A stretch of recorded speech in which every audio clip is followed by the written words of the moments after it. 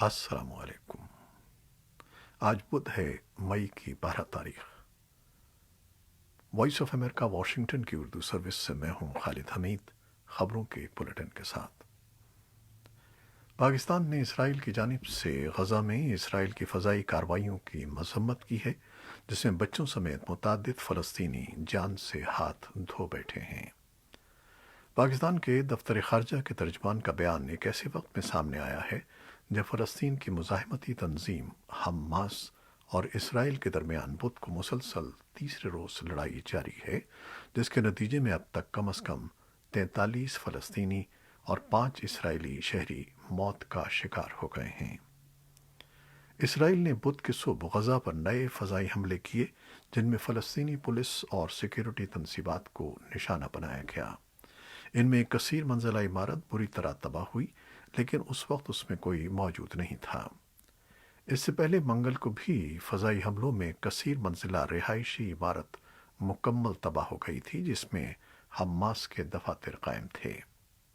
फ़लस्तीनी वजारत सेहत के मुताबिक हमलों में 35 शहरी मौत के मुंह में चले गए, जिनमें 10 बच्चे शामिल हैं। 200 अफराद जख्मी भी हुए हैं। हमास पीर से अब तक तल अबीब और उसके निवाह में सैकड़ों रॉकेट फेंक चुका है। उसने सिर्फ मंगल की शब एक वक्त में 130 रॉकेट फेंके। इसराइल और हमास के दरमियान ये लड़ाई सन 2014 के बाद से बदतरीन तसादुम बन चुकी है। इसकी चिंगारी यरूशलेम में फूटी, जहां यहूदी आबादकारों ने अरबों के इलाके में घरों पर कब्जे की कोशिश की। व्हाइट हाउस के तर्जुमान जेन साकी ने मंगल को कहा कि अमेरिका हमास की जानिब से रॉकेट हमलों की मजम्मत करता है। सदर बाइडन इसराइल की सलामती, आवाम के तहफ़्फ़ुज़ और अपने दिफा के जायज़ हक़ की हिमायत करते हैं और उससे कभी दस्तकश नहीं होंगे। तर्जुमान ने कहा कि मौजूदा अमरीकी इंतज़ामिया अशरों पुराने तनाज़े के लिए 2 रियासती हल की हामी है। हम समझते हैं कि फ़लस्तीनी और इसराइली आज़ादी, सलामती, वक़ार और खुशहाली का यकसा हक़ रखते हैं। अमरीकी हुकाम ने हालिया हफ्तों में वाज़ेह तौर पर इसराइली हुकाम से कहा था कि बरसों या दहाइयों से किसी इलाके में रहने वाले फ़लस्तीनी ख़ानदानों को बेदखल करना और उनके घर गिराना हमारे मुश्तरका मफादात और मसले के हल का मकसद हासिल करने के खिलाफ होगा। अक़वाम मुत्तहिदा की सलामती कौंसिल सूरत हाल पर गौर के लिए बुध को बंद कमरे का हंगामी इजलास मुनक़िद करने का इरादा रखती है। ज़राई का कहना है कि बढ़ते हुए तसादुम पर सलामती कौंसिल के रस्मी बयान के इजरा में अमरीका ताख़ीर करवा रहा है, क्योंकि उसे ख़दशा है कि इससे अमन की पस पर्दा कोशिशों को नुकसान पहुँच सकता है। अमरीका ने ईरान और सऊदी अरब में कशीदगी घटाने की कोशिशों पर मुहतात रद्द अमल ज़ाहिर किया है। वॉइस ऑफ अमेरिका की फ़ारसी सर्विस को मंगल को भेजे गए एक बयान में बाइडन इंतज़ामिया के एक सीनियर एहलकार ने कहा कि अमरीका ने तेहरान और रियाद के दरमियान हालिया मुज़ाकरात की खबरें देखी हैं। एहलकार ने कहा कि खत्ते में कशीदगी कम करना अमरीका का मकसद है और हम समझते हैं कि तमाम फरीकों का एक दूसरे से बात करना मुस्बत पेशरफ्त है। ईरानी वजारत ख़ारजा के तर्जुमान सईद खतीबज़ादे ने मंगल को सहाफ़ियों से गुफ्तगू करते हुए सऊदी अरब के साथ मुज़ाकरात की तस्दीक की थी। उन्होंने कहा था कि खलीज फ़ारस में 2 मुसलमान मुल्कों के दरमियान तनाव में कमी दोनों अक़वाम और ख़ित्ते के मफाद में है। सऊदी अरब की वजारत ख़ारजा के एहलकार रायत करेमली ने 7 मई को रॉयटर्स से गुफ्तगू में कहा था कि दोनों मुल्कों के मुज़ाकरात का मकसद ख़ित्ते में कशीदगी कम करना है और उम्मीद है कि इस मकसद में कामयाबी होगी। बैनुल-अक़वामी जौहरी तवानाई एजेंसी ने कहा है कि ईरान ने 63% तक खालिस यूरेनियम अफसूदा किया है। अक़वाम मुत्तहिदा के जौहरी मामलात के निगरां इदारे ने मंगल को एक रिपोर्ट में कहा कि ईरान ने 60% तक खालिस यूरेनियम अफसूदा करने का ऐलान किया था, लेकिन नातांस प्लांट में कमी बेशी के नतीजे में उसे 63% तक खालिस तैयार किया गया है। इस वजह से आलमी ताकतों के साथ जौहरी मुआहदे को बहाल करने पर मुज़ाकरात पेचीदगी का शिकार हुए हैं।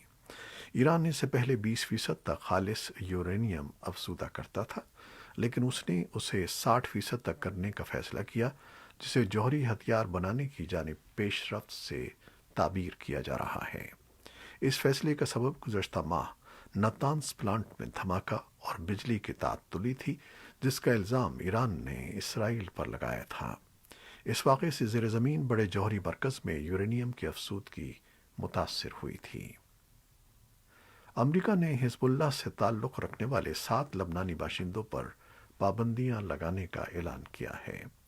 امریکی وزارت خزانہ نے منگل کو ایک بیان میں کہا کہ ان افراد کا تعلق حزب اللہ کے مالیاتی شعبے القرض الحسن سے ہے اور انہیں خصوصی درجے کے عالمی دہشت گردوں کی فہرست میں شامل کر لیا گیا ہے۔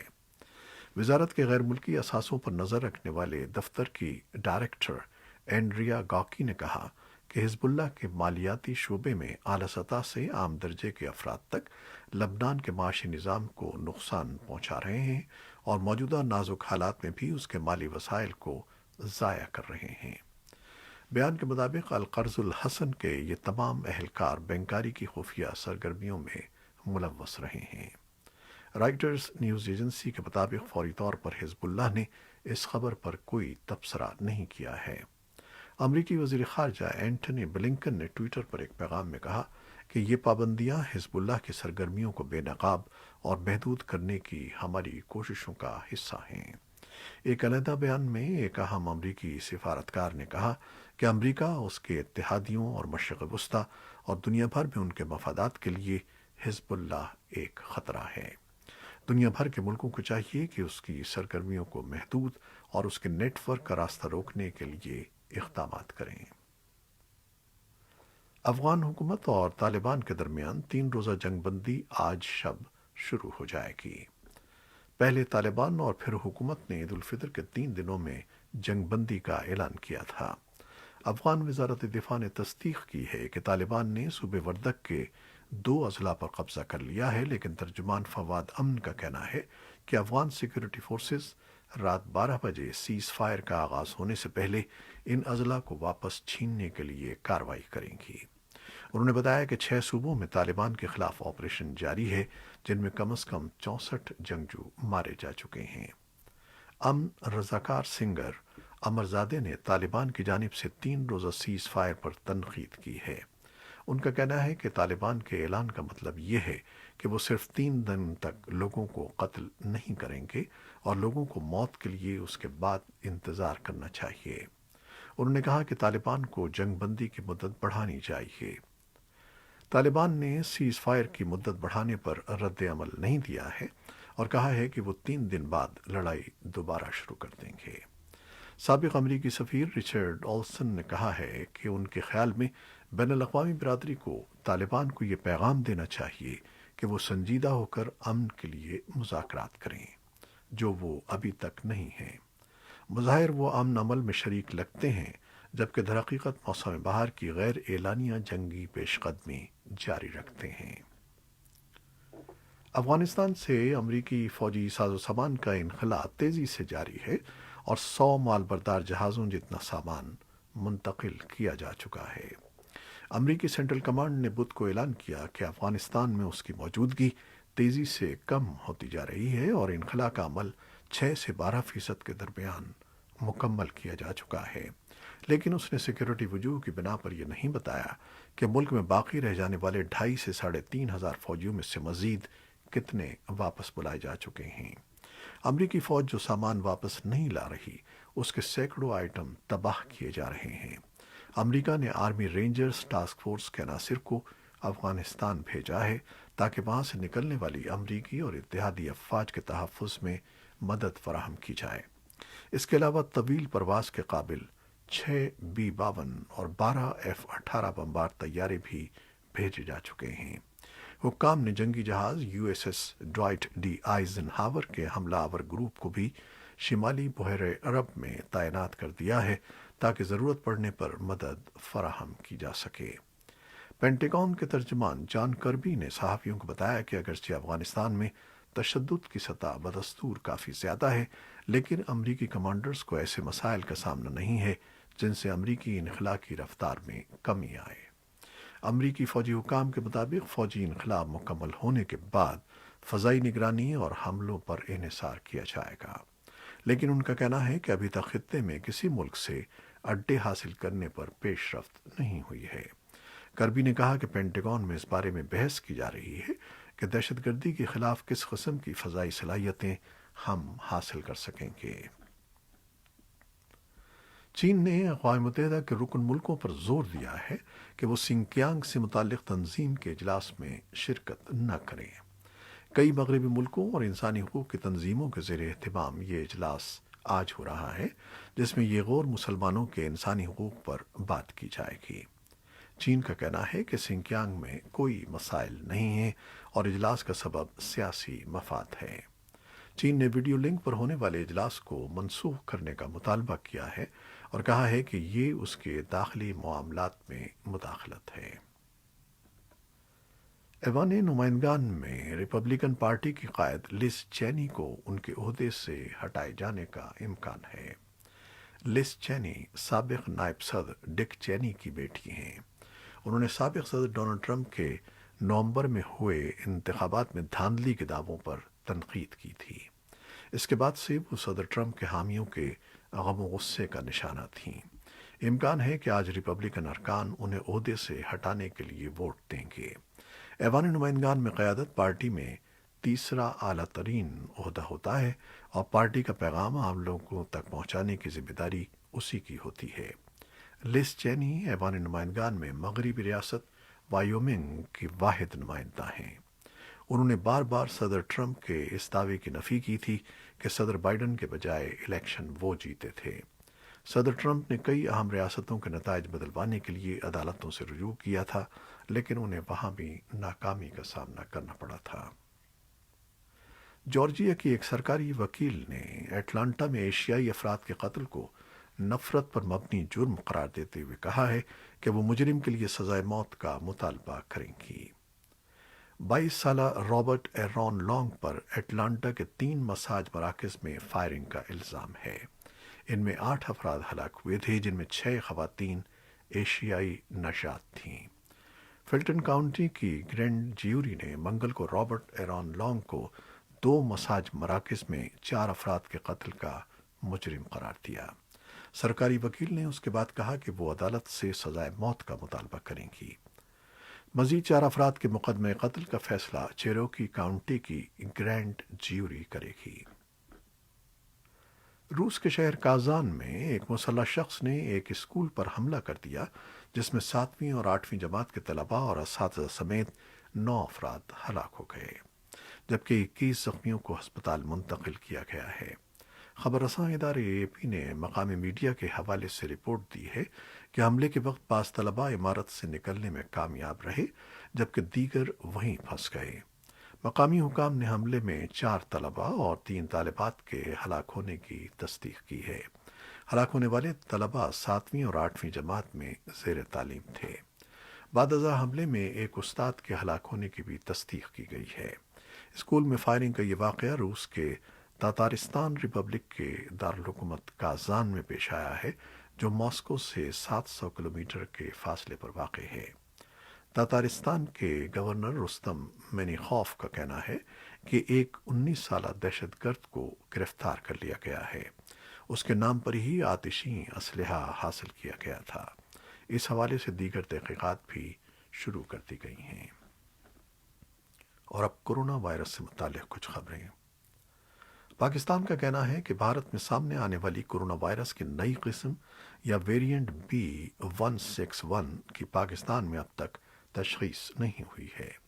پاکستان میں کورونا وائرس ٹاسک فورس کے سربراہ ڈاکٹر عطاء الرحمان نے وائس آف امریکہ سے گفتگو میں کہا کہ یہ بات وثوق سے نہیں کہی جا سکتی کہ بھارتی وائرس کی نئی قسم پاکستان میں نہیں آئی، کیونکہ اب تک محدود پیمانے پر جینیٹک ٹیسٹنگ کی گئی ہے۔ پاکستان میں کورونا وائرس کے پھیلاؤ میں ٹھہراؤ دیکھا جا رہا ہے اور حکومت نے عید پر لاک ڈاؤن کا نفاذ بھی کر رکھا ہے۔ اس کے علاوہ حکومت نے 30 سال اور زائد عمر افراد کو کورونا ویکسین لگانے کے لیے رجسٹریشن کے آغاز کا اعلان کر دیا ہے۔